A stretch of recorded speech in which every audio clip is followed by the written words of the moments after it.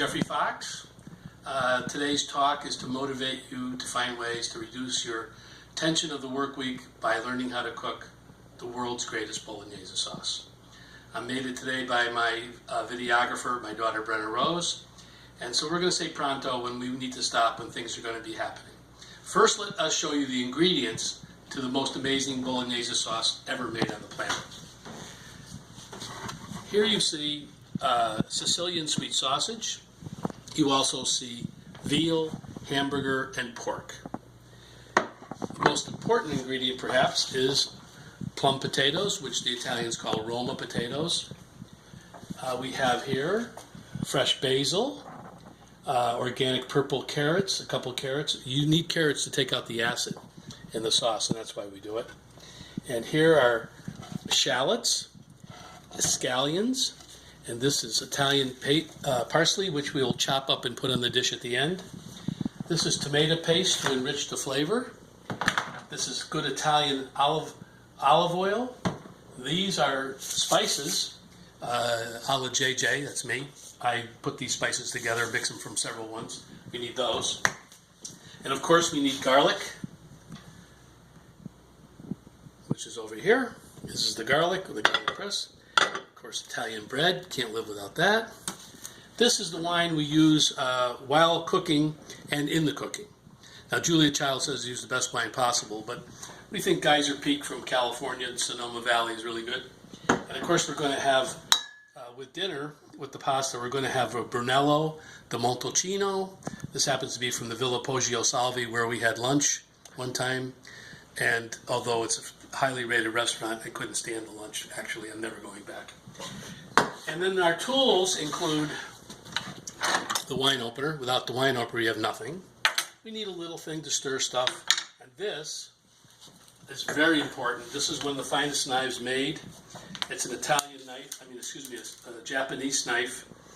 And really sharp knives prevent injuries. Okay, pronto.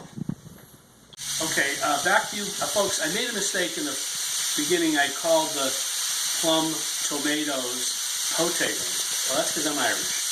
And my wife, who's half Italian, corrected me that I should have said Bolognese instead of Bolognese or whatever I said. And this is an apron that was my late mother-in-law's apron. Her name is Dorothy O'Brien Bernoli, and my granddaughter Dorothy Rose is named after her. So this is a woman's apron. And now the first thing you do is you brown the veal, the pork, and the hamburgers under high heat with olive oil. I just put a little olive oil in there. I brown this. Then I will brown the sausages as I showed you earlier. And pronto. Okay, the next step. I browned the meat. You can see it's here. The hamburger, the veal, the pork, and the Sicilian sausage. I browned that in this pan. I leave this pan hot now, because now I'm going to introduce the chopped vegetables. I chopped these vegetables here. This is the shallots, the celery, and some carrots. And the reason I use carrots is to take away the acidity that's in tomatoes. Some people use yogurt, milk, and sugar. I think that's a mistake. You should only just use carrots. It's much better for you. And then we'll be introducing the plum tomatoes. And cooked tomatoes are very good for men, much better than raw tomatoes. So using plum tomatoes is both healthy and tasty. So let me show everybody how to chop. Oh, wait a minute. Chop parsley, already done it. We use that as at the end of the dish as kind of a, I forget what they call it, sprinkle it on top. Okay, the way you chop is like this. Get a very good knife. You always keep the point on the cutting board. You never lift off the cutting board. That's why you won't get hurt. You see the way I chop this really small and thin, because I'm going to use this in the vegetables to eliminate the acidity. So that's that. Now here is a scallion. I use two at a time. I've already chopped several others. And you can see I use the same technique. Keeping the point of the blade on the cutting board. That allows you to keep control, be very good, and not hurt yourself. Okay, so that's it. Now here's how you chop garlic. Now this is a garlic clove, and the way to do it is you put the flat of the blade like this, and you smash it like that, and you can see that the garlic comes out of the garlic paper very easily. And then you can either chop it more if you'd like, which I'm going to do, or you can go like as it is. So now you see this is all chopped up. And now with other pieces of garlic, I put some in whole. People like to see if they're whole so they can avoid it. Or I chop it and slice it. Or I do what I just showed you. I smash it, and it's already chopped. See? So that's garlic. Real simple.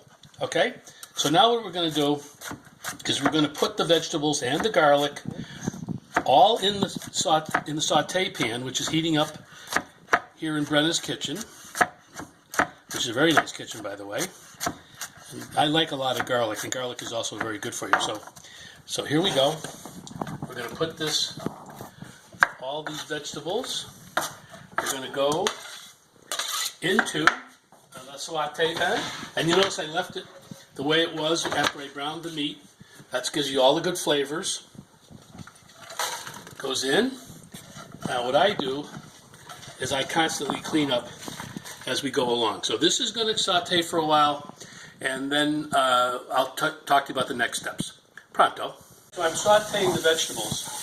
Oh, these look great. And I do it under medium-high heat. Careful not to burn the garlic.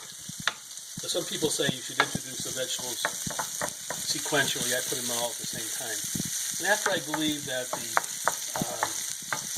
they're cooked enough, which is, remember, they're going to be cooking for hours later as the sauce simmers, then I pour in a glass of wine. Well, excuse me.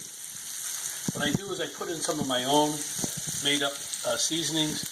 I don't really know if this is the right thing to do or not, but someone once told me that the seasonings in this condition on a hot saute pan will burst and add flavor. So I do it. I'll add them again later. They smell great. That's because I made that seasoning myself, by the way. That's why it's great. So at any rate, Julia Childs suggests a glass of wine, and what we do is and that reduces the heating, the cooking. I turn it up a little bit. It reduces the cooking, and it captures the colors, so that the colors of the various vegetables stay with us. This will add real great flavor later to the sauce. Now I'll reduce this down till the wine is gone, and then I will introduce the tomatoes, and then we'll introduce the browned meats. So just give us a minute, and we'll be back to you. You can see I've reduced the Cabernet down to almost a roux, and it's in flavoring into the vegetables. And when it's just about this time, I turn the heat down to simmer or low, not completely low. And so now that this is done, we're going to introduce the tomatoes. I put a few random basil leaves in there as well. We introduce those tomatoes. See how I cut them like this? I leave the skins on, I leave the seeds in. God put them there, and that's why they're there. They're very good for your health that way. And you let them simmer as long as you want. I simmer them for a couple of hours, actually. Sometimes the longer you simmer, the better. And then we'll toss these with the vegetables. Okay, so we'll toss the tomatoes with the vegetables. And this is going to be great. And then feel free to use a lot of salt if you like salt and pepper. I use salt and pepper, ground sea salt. We have some, and I do it like this. I just pour it in my hand. I teach the kids what a pinch of salt is. A pinch is this. Okay, so there's 2 pinches. That's enough. And then I introduce back in my special herb concoction, which is oregano, thyme, all the usual stuff. And it puts them in. And this is going to be an amazing dish. And we're going to let this simmer for a couple of hours, actually.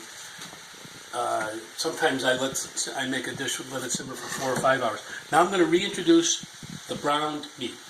It's not cooked completely through, but it's browned. And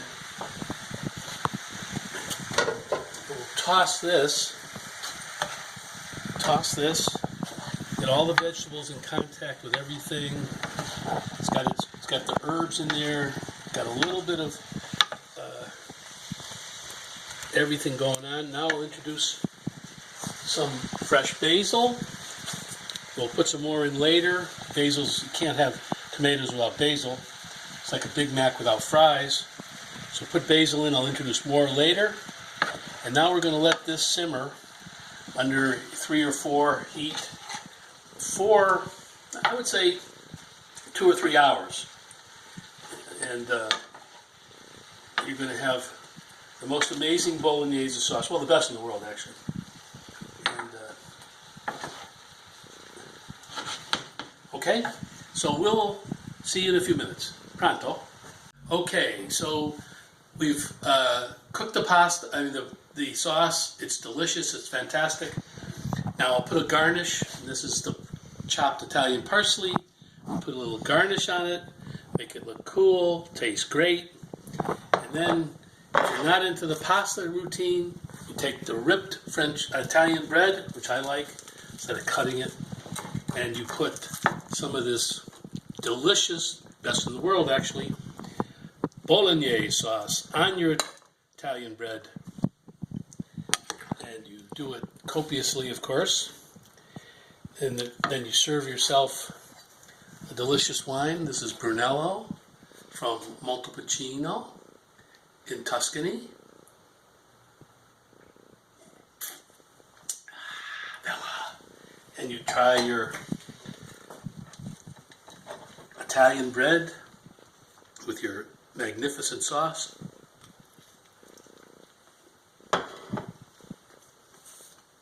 Magnifico, bellissimo, buona vita.